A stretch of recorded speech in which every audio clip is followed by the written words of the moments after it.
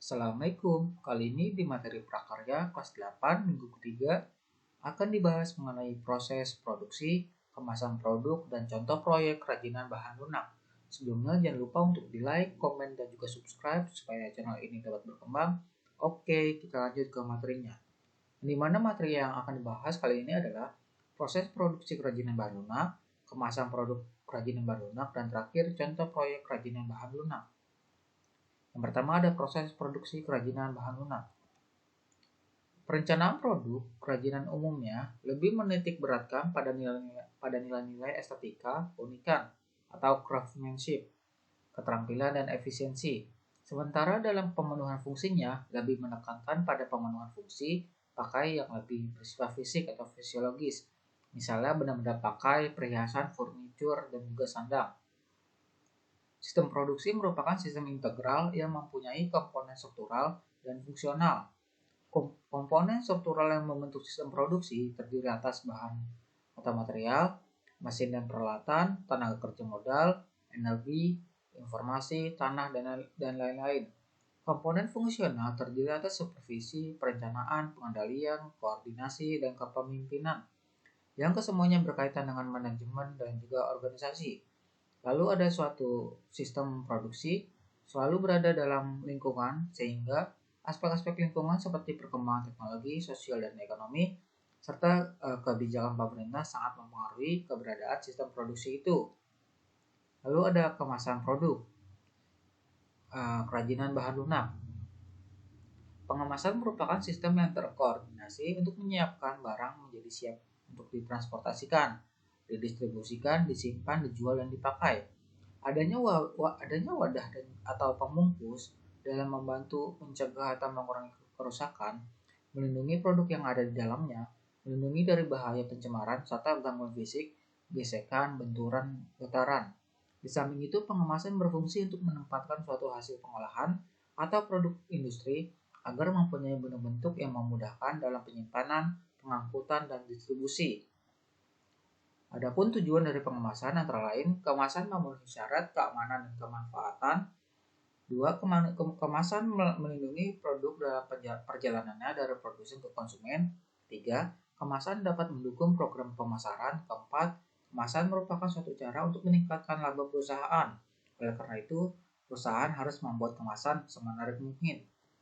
Lalu ada manfaat pengemasan. Yang pertama, produk-produk yang dikemas biasanya lebih bersih, menarik, dan tahan terhadap kerusakan yang disebabkan oleh cuaca. 2. Kemasan merupakan satu-satunya cara perusahaan membedakan produknya atau ciri pembeda produk. Ketiga, kemasan yang menarik dapat memikat dan menarik perhatian konsumen atau menambah daya tarik produk. 4. Kemasan dapat menambah nilai jual produk. Adapun jenis-jenis kemasan produk kerajinan bahan yang lunaknya itu pertama ada kemasan kertas.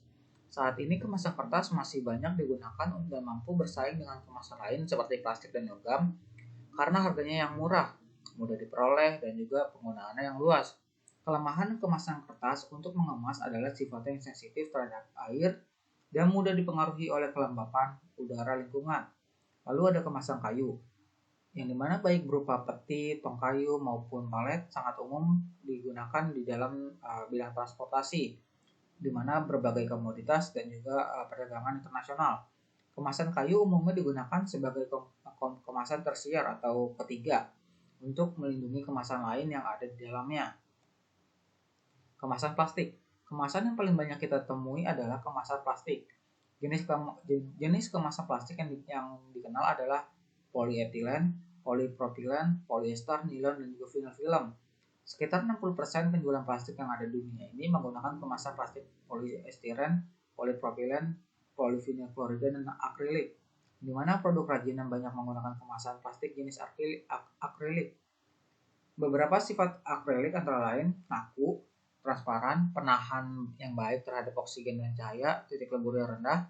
Akrilik banyak digunakan sebagai bahan pelapis untuk bahan keras dan dahulu digunakan untuk gigi palsu dan juga kacamata.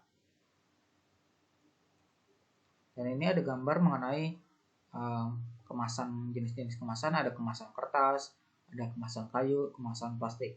Biasanya kemasan kertas ini lebih sering digunakan dalam hal bidang makanan. Misalkan kalian pesan online itu menggunakan kemasan kertas dengan bentuk yang semenarik mungkin. Lalu kemasan kayu, biasanya ini kemasan kayu digunakan untuk melindungi bahan-bahan yang pecah, bahan-bahan pecah yang mudah pecah belah ya. Misalkan kayak contohnya handphone atau guci, TV dan lain sebagainya.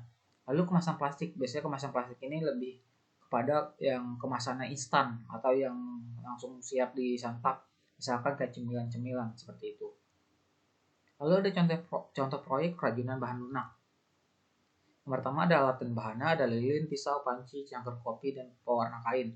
Yang dimana langkah-langkahnya pertama, pisahkan lilin dari sumbunya menggunakan pisau. Lalu setelah semuanya terpisahkan, masukkan ke dalam panci, kemudian dipanaskan hingga leleh lilinnya. Lalu rebusan air lilinnya, kemudian ini tambah pewarna kain sesuai warna keinginan kalian, seperti ada warna merah, kuning, jingga maupun biru.